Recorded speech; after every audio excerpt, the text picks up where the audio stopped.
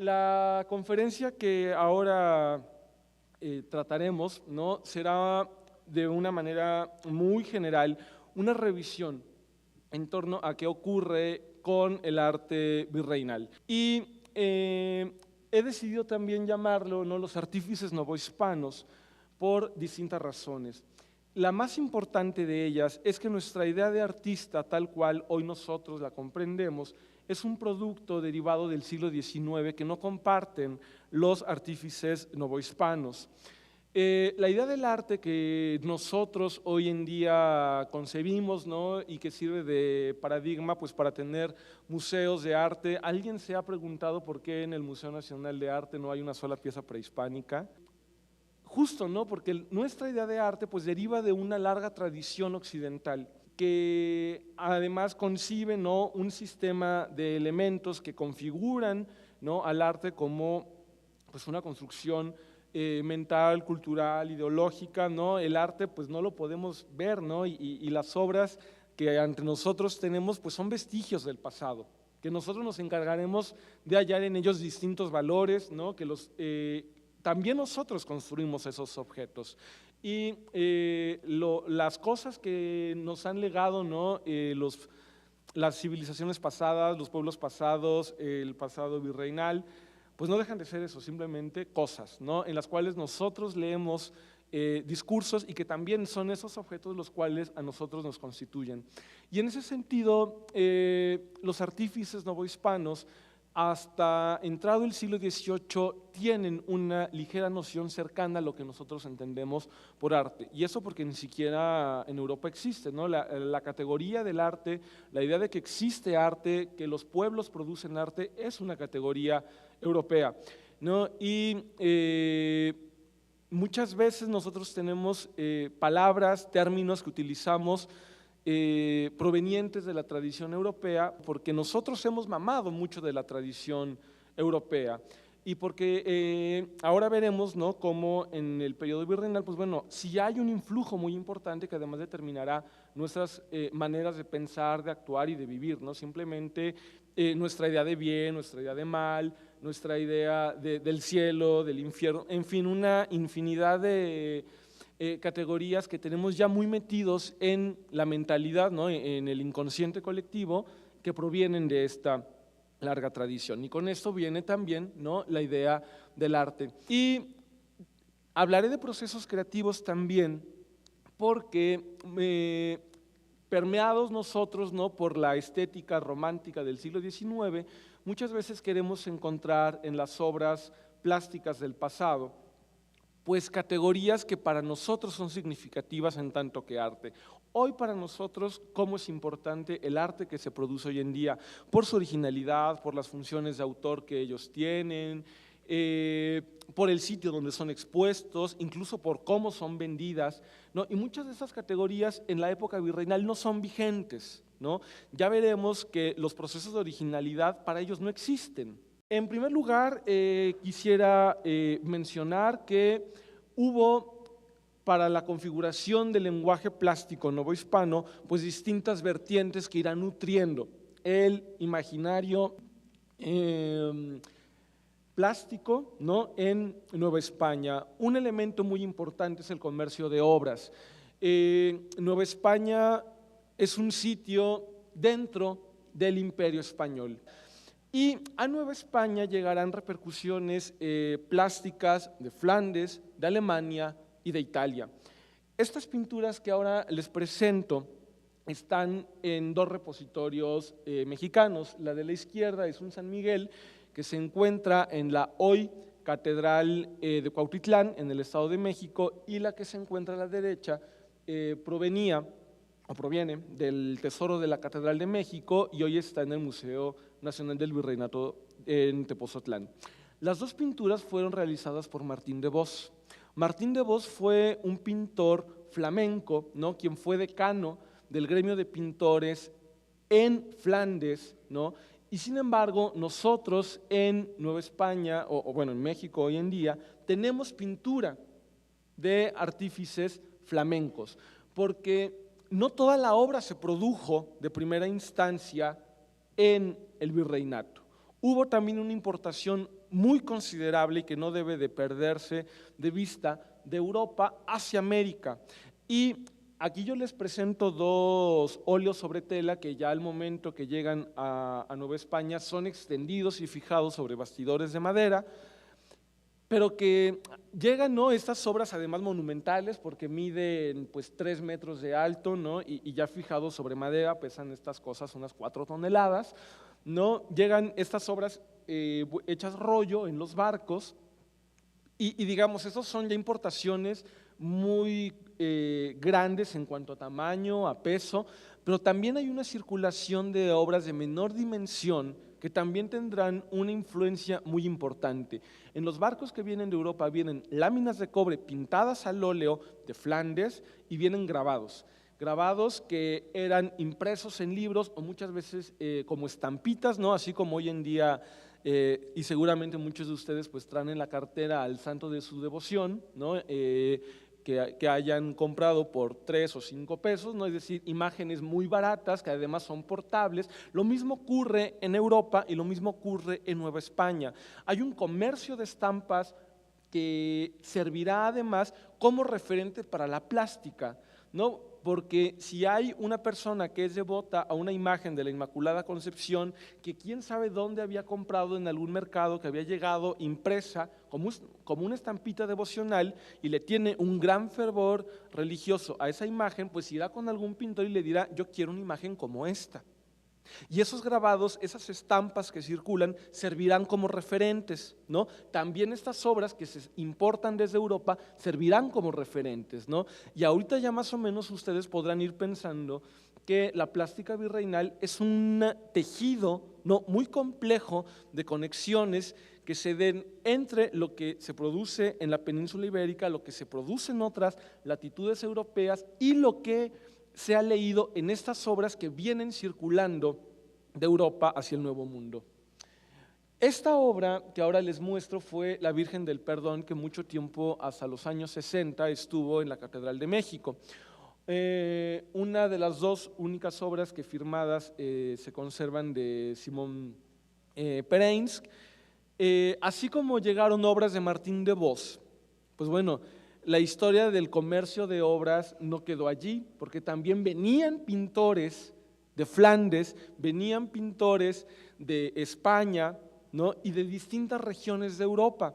Simón Perensk, a mediados del siglo XVI, llega en una de las cortes virreinales, ¿no?, se instala en la Ciudad de México y él fundará uno de los talleres más prolíficos de esta segunda mitad del siglo XVI. La Catedral de México que hoy vemos es el segundo proyecto, ¿no?, y que hubo una primera catedral en la que intervinieron dos de los más importantes artífices de la segunda mitad del siglo XVI. Uno de ellos es Simón Perensk, ¿no? Y esta Virgen del Perdón que bueno, le encomiendan que pinte una obra, ¿no?, de la Virgen María, y esta aparentemente es la pintura. Hoy ya no existe porque en el incendio que sufre la Catedral de México en los años 60, pues se prende el retablo de los Reyes, se prende la bóveda, se quema una gran parte del coro, el retablo del Perdón se estaba quemando por atrás y claro, la alarma suena, ¿no? La Catedral de México está en llamas, llegan los bomberos y bueno, la Virgen del Perdón no se había todavía quemado, pero en la desesperación por querer sofocar las llamas, los bomberos llegan y la apuntan, ¿no? Y lo primero por donde uno abre la puerta principal de la catedral, allí estaba la Virgen del Perdón y entonces lo que no había quemado el incendio, pues lo deslava el chorro de agua a presión, ¿no? Y así se pierde. Y se las muestro porque me interesa que vean la relación que guarda con estas otras dos obras que tenemos tienen ustedes a su izquierda. Esta imagen de aquí arriba es la Virgen, la Madonna del Fogliol, ¿no?, que pinta Rafael Sanzio, ¿no? Rafael, uno de los 3 pintores más importantes del Cinquecento en Roma, y que a su vez fue copiada en uno de estos grabados que les comentaba, ¿no? Y vean la gran semejanza que hay entre la Virgen del Perdón y este grabado, ¿no?, que a todas luces reinterpreta la Virgen del Fogliol, ¿no?, de Rafael, ¿no? Entonces, Pereins, ¿no?, ya instalado en Nueva España, con por un lado él es flamenco, él conoce la producción que se realiza en Europa, porque además Pereins no estuvo fijo solamente en Flandes, ¿no? Él se movió por España y finalmente, bueno, se traslada a Nueva España, entonces él está empapado, ¿no?, porque además en el siglo XVI, pues hay toda una moda en Europa de voltear a ver a Italia como el centro de la producción plástica, ¿no? Italia había pues muy bien consolidado, ¿no?, este nuevo lenguaje plástico que había significado el Renacimiento, ¿no? Vuelven a poner vigentes formas que habían quedado un poco en el olvido, un tanto en el inconsciente, y Pereins, ¿no?, era de esos pintores flamencos, al igual que Martín de Bos, ¿no?, que se denominaban en la época romanistas. Pereins no tenemos tantas noticias. Lo que sí sabemos, y por las obras bueno, algunas de ellas se conservan o por lo menos fotografiadas, es que sí tenía por lo menos conocimiento de las formas y muchas de estas figuras las conocía a través de los grabados que les comentaba. A veces servían como estampitas, ¿no? A veces servían también pues para dar a conocer, porque a los pintores de Europa como a los novohispanos les interesa vender su obra, ¿no? También ellos comen de esto, ¿no? Digamos, el arte no es una mera inspiración de las musas o una producción desinteresada. Ellos viven de esto, viven de pintar, viven de esculpir, de construir, de lo que sea, ¿no? Entonces les interesa que sus obras sean conocidas porque en esa medida tendrán encargos, ¿no? Y Rafael, Miguel Ángel, el Greco, en fin, toda esta pléyade, ¿no?, de artistas en Europa llaman a grabadores para que los copien, los estampen, ¿no?, y los vuelvan célebres en los libros impresos. Y bueno, tuvieron éxito donde en estas otras latitudes, ¿no?, cruzando el océano ni más ni menos, pues se sigue hablando de ellos, ¿no? Parece que los pintores en el 16 además tenían conocimiento de lo que ocurre en Italia, ¿no? Porque bueno, hay varios documentos que hablan, ¿no?, que los pintores se reunían a hablar de los pintores de Italia, ¿no? Porque estos grabados garantizan el éxito y bueno, también configurarán el lenguaje plástico novohispano. Miren, esta es otra obra de Pereins, ¿no? Hoy en día, pues prácticamente es la única obra que íntegramente y firmada además se tiene de Simón Pereins, que es San Cristóbal, y arriba les pongo una pintura de un artífice que trabaja en España, de Mateo Pérez de Alessio, quien no solamente trabaja en Sevilla, él va a Perú, trabaja un tiempo en Perú, lleva estas formas italianizadas a Perú y después regresa a trabajar nuevamente a la Catedral de Sevilla. Y este es el San Cristóbal que hace para la Catedral de Sevilla, ¿no? Pero fíjense cómo hay una similitud de lenguajes, ¿no? Algo que no ocurrió, ¿no?, o por lo menos no tenemos hasta ahorita noticia de algún pintor del siglo XVI que haya venido y haya regresado, ¿no? Cosa que sí ocurre en el virreinato peruano. Este retablo se encuentra en Yanguitlán, en Oaxaca, en la Mixteca Alta, y es aquí donde trabaja Andrés de Concha. Andrés de Concha, el otro artífice importante de la segunda mitad del siglo XVI, pintor sevillano formado en esta urbe, ¿no?, de la metrópoli española, llega contratado por Gonzalo de las Casas para que pinte el retablo mayor de la iglesia de Yanguitlán.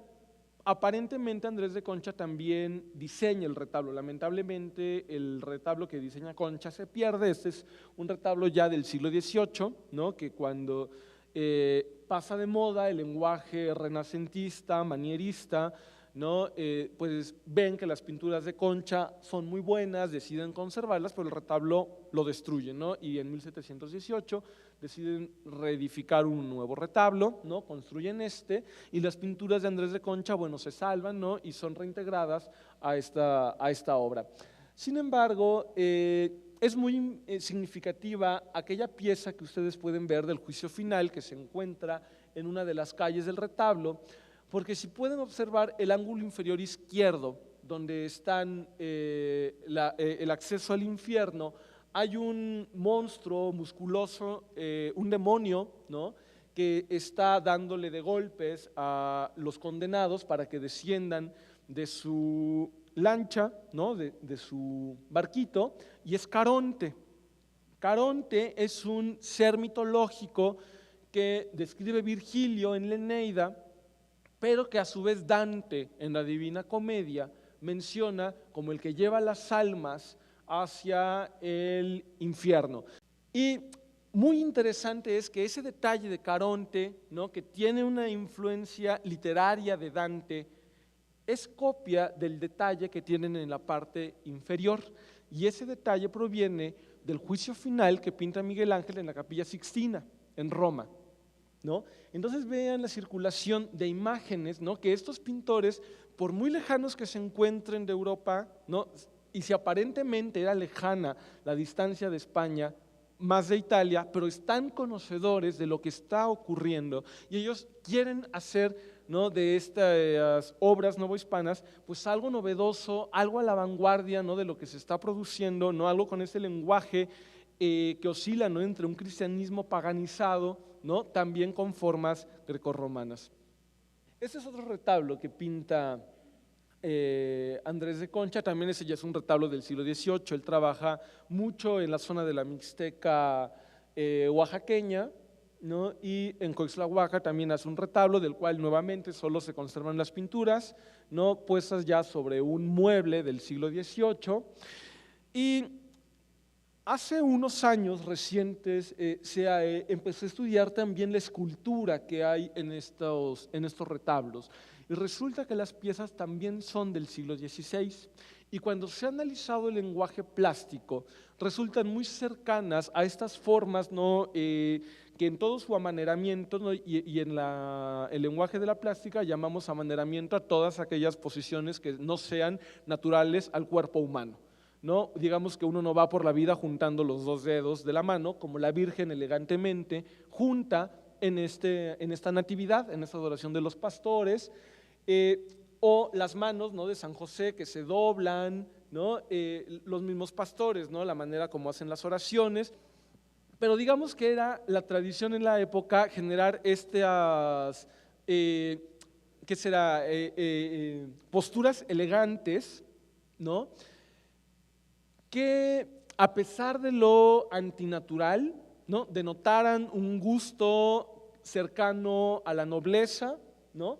Y esas soluciones formales, algunas son muy cercanas a lo que se encuentra en la escultura. Algo muy importante de Concha es que en la Ciudad de México, ya a principios de hecho del siglo XVII, ¿no?, lo nombran maestro mayor de la Catedral de México a falta de buenos arquitectos, así lo dicen los documentos, ¿no?, que como no hay buenos maestros de arquitectura, pues Concha será nombrado maestro mayor, que era además uno de los puestos más celados por el gremio de arquitectos ya para ese entonces formado, ¿no?, lo cual, y también había sido una bofetada pues, para los arquitectos. ¿Qué me interesa resaltar con esas anécdotas que les cuento de Concha? que la figura de autor tampoco es lo que nosotros estaríamos cercanos a pensar. ¿Cómo podría Concha producir cantidad de pinturas, de esculturas, de retablos como para inundar la Mixteca Alta, la Ciudad de México, parte de Puebla? No, es decir, tiene una producción plástica enorme, ¿no? Y piensen que tampoco las pinturas se producían con la velocidad que hoy se pueden hacer, ¿no? Hoy, bueno, hay óleo en tubo. En aquella época, ¿no? Lo más que aspiraban, ¿no? Digamos, ya no tenían ellos que moler los pigmentos, ya podían ir con los comerciantes de telas o con los comerciantes de soluciones farmacéuticas, ¿no? Con los drogueros, a comprar los pigmentos, porque además están muy relacionados los pintores con los farmacéuticos y los textiles. Pero de ahí en fuera ellos tienen que preparar todas las sustancias, ¿no? Remojar eso en aceite, hacer las preparaciones de las telas, de las tablas, etcétera. Esto lleva mucho tiempo, ¿no? Las pinturas se llevan meses a veces para que puedan ser terminadas. ¿Cómo podría Concha producir tal obra? Gracias a los talleres. La sociedad virreinal y la plástica virreinal hasta muy entrado el siglo XVIII estará regido por un sistema gremial de talleres, ¿no? Talleres en donde hay un maestro que guía la producción plástica, que tiene oficiales, es decir, aprendices que han llegado, ¿no?, a tener un trabajo especializado, trabajando para ellos, y también tienen aprendices, ¿no?, niños que entran entre los 8, los 12 años a formarse dentro de los talleres, y a quienes el maestro pues tiene casi como sus hijos adoptivos. El maestro les da vestido, les da calzado, les da educación, los alimenta, y a cambio los les enseña los secretos del taller, ¿no? Que esto era, les digo, muy celado por todos los maestros, arquitectos, pintores, escultores, ¿no? Sus conocimientos eran casi mágicos, ¿no? Porque además piensen, ¿no? Todo lo que implicaba el proceso de producir pigmentos, ¿no? Estaban también muy relacionados con fórmulas alquímicas, ¿no? Entonces eran casi magos para el pensamiento de la época. Entonces este conocimiento no lo podían andar vociferando, porque además también era ponerse competencia de a gratis, ¿no? Entonces su conocimiento lo soltaban, bueno, a cuentagotas, ¿no? Y aceptar un aprendiz más era también a futuros aceptar un futuro o un maestro en potencia que fuese competencia para ellos mismos, ¿no? Entonces, a cambio de este conocimiento que los pintores van a dar a los aprendices, ellos les tendrán que trabajar un tiempo también como oficiales, ¿no? Como unos obreros calificados, especializados dentro del taller, y entonces todas estas obras que aparentemente producía un solo artista, no las produce uno solo, las produce todo el taller, las firma el maestro, ¿no? Pereins, por ejemplo, él viene de una línea flamenca, ¿no? En donde sí están mucho más acostumbrados a asignar sus obras, ¿no? A ponerles el nombre. Los italianos no firman, ¿no? Por ejemplo, ¿cuántas obras de Miguel Ángel conocen ustedes firmadas? Pues prácticamente ninguna, salvo La Piedad, ¿no? Pero prácticamente ellos no firman. Concha está formado más a la usanza italiana. Concha no firma, digamos, poniendo su nombre. Concha firma con las formas, ¿no? Hay todo un lenguaje que se vuelve típico del taller de Andrés de Concha, que eso será como la firma tácita que hay en las obras, ¿no? Y ya más adelante, bueno, por ejemplo, Miguel Cabrera, ya en el siglo XVIII, ¿por qué logra inundar, bueno, ya no digan la Mixteca y la Ciudad de México, todo el virreinato, ¿no? Hay obras de Miguel Cabrera de Oaxaca a Zacatecas, ¿no? Por todos lados hay obras de Miguel Cabrera, y no es que, bueno, Miguel Cabrera esté trabajando sin dormir en su taller, ¿no? Es que Miguel Cabrera hace los esbozos, ¿no? Por eso también de repente son tan prototípicas las obras, ¿no?, de algunos pintores, y deja que los oficiales, bueno, primero los aprendices metan mano, porque ellos también tienen que aprender. ¿Y cómo aprenden? En la práctica. No se aprende a pintar de contaditos, se aprende metiéndole las manos. Tienen que practicar los aprendices. Los oficiales hacen los trabajos o los detalles más finos, o si hay un encargo por el que pagaron muy bien, los oficiales son los que hacen la mayor parte de la obra. Finalmente llega Cabrera, da los últimos toques, ¿no? Cuida que haya un control de calidad en sus obras, firma la obra y la vende, ¿no? Y por ejemplo, todo esto nosotros hoy en día no lo concebimos dentro de lo que llamamos arte, pero en la época virreinal esto era el modo en que se produjo obra, pues digamos, prácticamente hasta la instalación de la Academia de San Carlos en 1783. Bien, esas son otras dos obras también de Andrés de Concha. Esta es una Virgen del Rosario. Originalmente la Virgen del Rosario fue una virgen militar, ¿no? Y aquí la tenemos pues tal cual, ¿no? Venerada por las potestades religiosas y las potestades civiles. Y del otro lado una Santa Cecilia que ustedes pueden ver en el Museo Nacional de Arte, en el MUNAL, ¿no? Y bueno, en las cuales en ambas obras también hay una influencia muy importante de pintores italianos, de Rafael, también hay presencia de elementos sevillanos. Si ustedes observan a la Santa Cecilia, ¿no? Que es un poco el lenguaje de esta época, Concha le pone un manto brocado, pero debajo hay una tela rosada, ¿no? Que bueno, bien pudo haber prescindido de ella, porque a pesar de esa tela podemos verle perfectamente el seno y el pezón, ¿no? Pero digamos que era un poco este lenguaje de ocultamiento que hay en la época, ¿no? De estas afecciones, ¿no? Así como o amaneramientos, como las posturas artificiales, también estos juegos de velar, pero al mismo tiempo dejar algo descubierto, era muy habitual, ¿no? A finales del siglo XVI, principios del XVII, ¿no? Fíjense, acá ese es un retablo que se encuentra en Yucatán, que está dedicado a la Anunciación. Estas obras fueron durante ya entrada los primeros años del siglo XVII condenados como heréticos, porque si observan el relieve que se encuentra en la predela de ese retablo muestra una escena de Anunciación, viene el Espíritu Santo a encarnar en María, pero viene el niño ya formado, ¿no? Que esto atentaría contra uno de los dogmas fundamentales, que es que Cristo encarna, ¿no? Y encarna ¿dónde? Pues en el seno, en el útero de la Virgen, ¿no? Y estas imágenes pueden prestarse a herejía porque supondrían que Cristo llegó ya tal cual formado y solamente se impregna, se establece en el útero de María, ¿no? Y esto, bueno, generaría una herejía monofisista, ¿no? Entonces son censuradas estas imágenes. Sin embargo, ¿de dónde los novohispanos, ¿no? En un periodo, ¿no? de apenas un siglo de vida virreinal se les ocurre hacer estas obras? En Flandes, ahí es en donde sí se encuentran muchas pinturas. Arriba tenemos una obra de Hans Memling, ¿no? En donde justo está una escena muy semejante, ¿no? En donde el niño entra por la ventana y bueno, no solamente viene ya formadito, sino hasta con cruz a cuestas, ¿no? Entonces grabados que seguramente venían de Flandes sirvieron como modelo para hacer este tipo de imágenes, ¿no? Que también habrá algunas en otros relieves y algunas incluso en óleo sobre tabla. ¿Avanzamos? Gracias. Esas son esculturas del retablo también de Huejotzingo, en donde vean, ¿no? Las formas que son esas esculturas miden entre 3 y 4 metros, ¿no? Uno las ve en los retablos y pierde la dimensión, pero cuando sube, ¿no? En Huejotzingo hay una ventana que está al lado del retablo y que allí uno se da realmente cuenta de las dimensiones, ¿no? Son piezas gigantescas, ¿no? Por más altas que la proporción humana.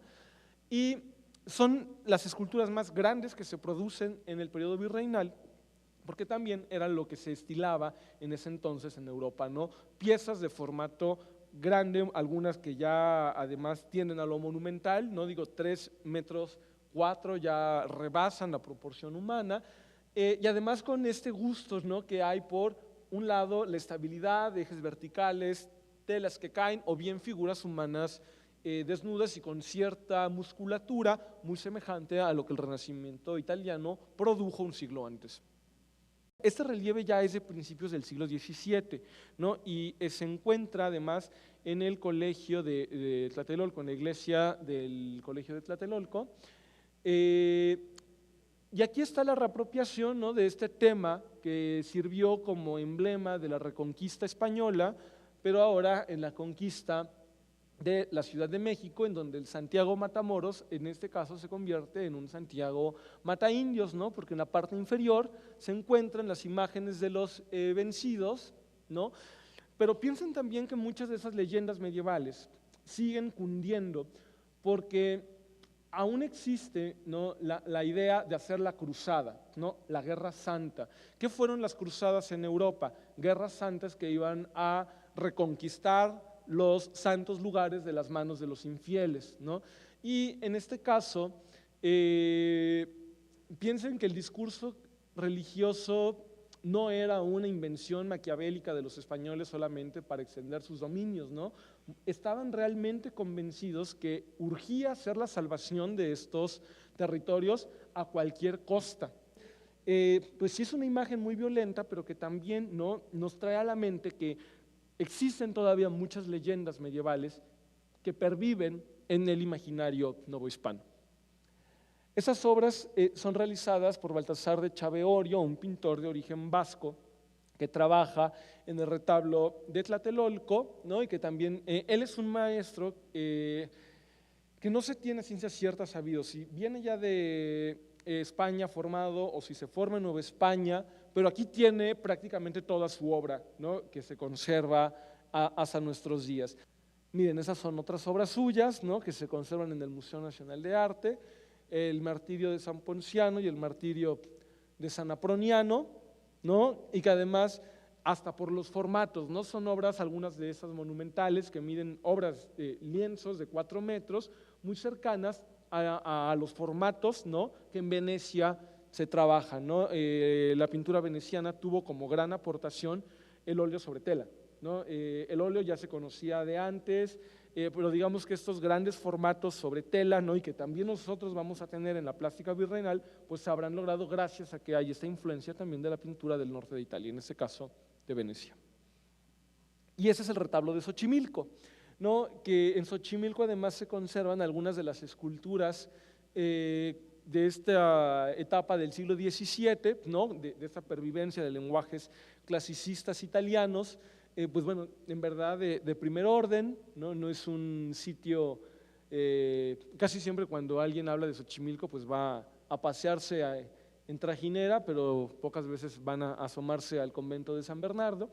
Y ahí, bueno, este retablo, ¿no?, que además es de los pocos que conservamos junto con el Huejotzingo y dos más pequeños en Tecali, en Puebla, que conservamos de finales del siglo XVI y principios del siglo XVII, ¿no? Y estas tallas sobre madera, pues bueno, insisto, son de lo mejor que se conserva de esta escultura del lenguaje italiano, para muestra, pues bueno, esta Inmaculada Concepción, que es a quien está dedicado el retablo, si podemos avanzar. Además, hay una de las obras más extrañas en lo que refiere a retablos y a tallas sobre madera, porque en la calle central, abajito de la Inmaculada, si vieron, se encuentra la imagen del santo patrón, y bajo su manto se encuentran los indios caciques de Xochimilco, que fueron quienes patrocinaron el retablo. Y no solamente pensemos que el indígena realizaba muchas de estas obras, también él pagaba muchas de estas obras, ¿no? Y bueno, aquí tienen entonces esta obra que les digo, además es muy peculiar por ese sentido, ¿no? Vemos retratada la élite indígena, además en el retablo, ¿no?, debajo del santo patrón. De las pinturas de Xochimilco se atribuyen a Orio, y este Cristo, no solamente, fíjense lo que les comentaba, que Concha hacía en la Santa Cecilia. Si en verdad estas pinturas son de Orio, pues bueno, Baltasar de Chaveorio habrá hecho algo muy semejante. Ese es uno de los Cristos más, me diré medio blasfemo, ¿no?, más pornográficos que existen en el arte novohispano, porque es un Cristo realmente que está desnudo. Si se dan cuenta, así como el manto, ¿no?, en Santa Cecilia, pues bueno, bien pudo haber prescindido de él, porque el pezón de todos modos quedaba a la vista. En este caso, la pierna, la ingle del Cristo queda en sí oculta y al mismo tiempo desvelada por el manto que lo envuelve, ¿no? Entonces hay estos juegos, les digo, bastante peculiares, ambiguos, ¿no?, a los que además se prestaba. Y si se dan cuenta, pues bueno, es un arte también muy intelectual, ¿no?, porque esos juegos de velar y desvelar, pues son construcciones bastante complejas. Miren, si yo les preguntara de dónde provienen esas esculturas, ¿de dónde me podrían responder? O si yo les preguntara si fueron realizadas por talleres cercanos, seguramente estarían de acuerdo. La escultura que tenemos a la derecha es un tondo que realiza Miguel Ángel, ¿no?, en Italia, y esa es una escultura novohispana, ¿no? Entonces, fíjense la cercanía, ¿no?, que hay, y también mucho circuló durante un tiempo, ¿no?, la creencia que en Nueva España íbamos un poco rezagados de la moda, ¿no?, de lo que estaba produciéndose en Europa, y esto pues realmente no es tan cierto, ¿no? Digamos que sí, tardaban en circular las imágenes, tardaban en llegar los grabados, pero digamos que hay un desfasamiento no mayor a 20, 30 años, ¿no?, respecto de lo que ocurre en Europa, de lo que está pasando en el Virreinato Novohispano. Ese es el famoso San Sebastián de Xochimilco, que además es una pieza también muy importante, ¿no?, por el lenguaje plástico que tiene, ¿no? Vean que además esta obra, si la colocamos en un retablo italiano renacentista, pues bueno, tiene perfecta cabida, ¿no? Vean incluso la construcción anatómica, la observación del natural que hay.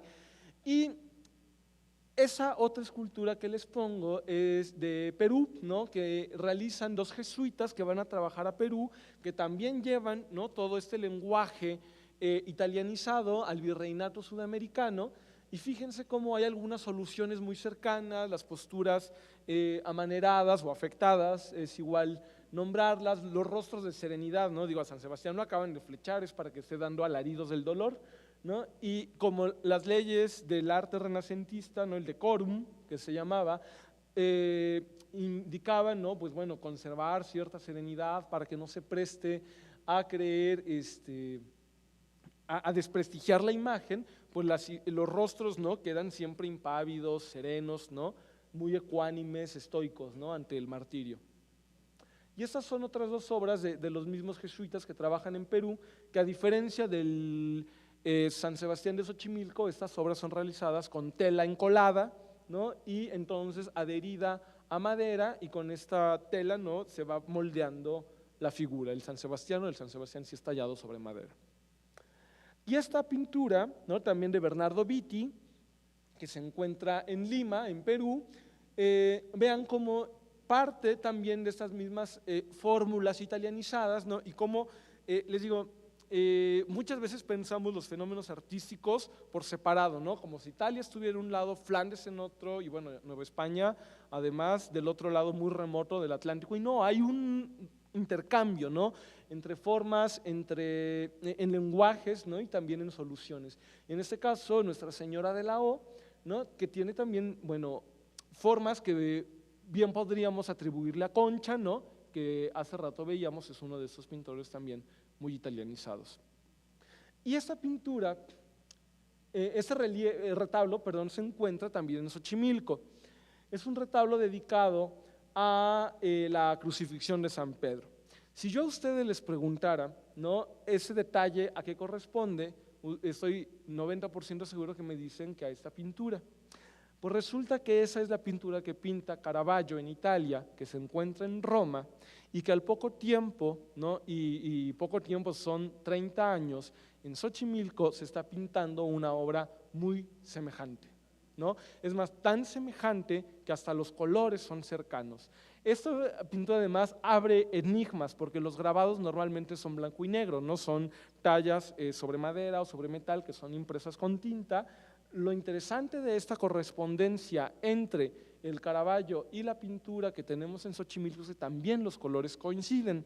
Esta obra ha sido atribuida a Sebastián López de Arteaga, un pintor que viene también de Sevilla, y que él es uno de los introductores de este lenguaje tenebrista, ¿no?, naturalista al mismo tiempo. Vean que estas obras, ¿no?, tanto la de Caravaggio como la de Xochimilco, respecto de las que les mostraba hace rato, pues bueno, son mucho más crudas, los tipos físicos no son tan idealizados, ¿no?, es más, se ve una representación distinta del dolor, ¿no?, mucho más verista, mucho más acorde con lo que en la naturaleza podemos percibir, ¿no?, y que será un movimiento que haga frente al lenguaje renacentista, manierista, que había pervivido, les digo, hasta muy entrado el siglo XVII en Nueva España.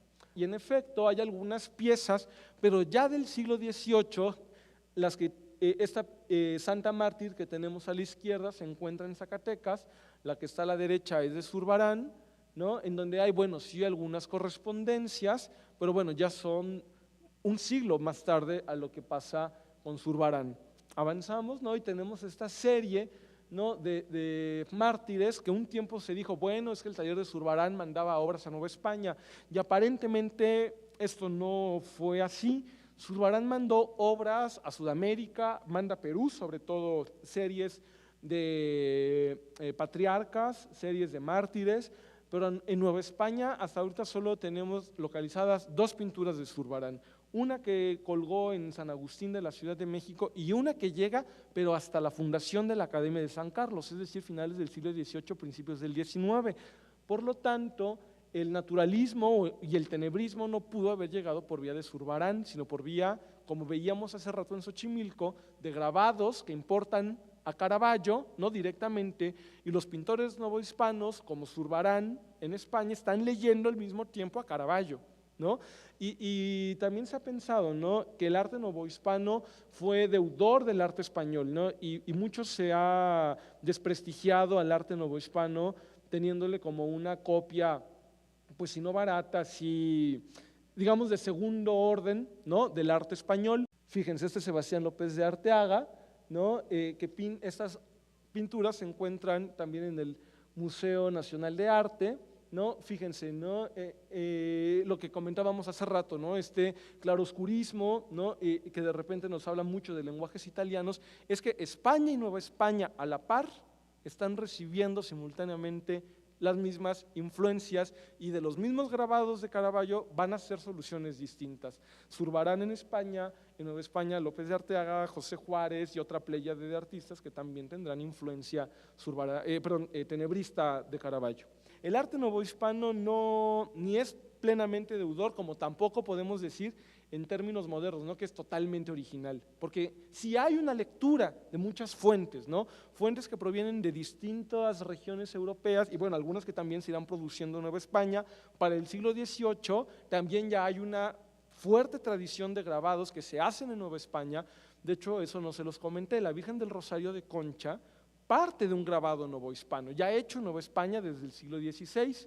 Más adelante ese será un ingrediente más que se sume, que Nueva España tiene imprenta. Por eso hay, ¿no?, estas relaciones iconográficas muy semejantes en Zacatecas, en San Luis Potosí, en Tlaxcala, en la Ciudad de México, porque hay grabados que se producen desde Nueva España y que les digo, será un ingrediente más que se sume para producir la plástica virreinal.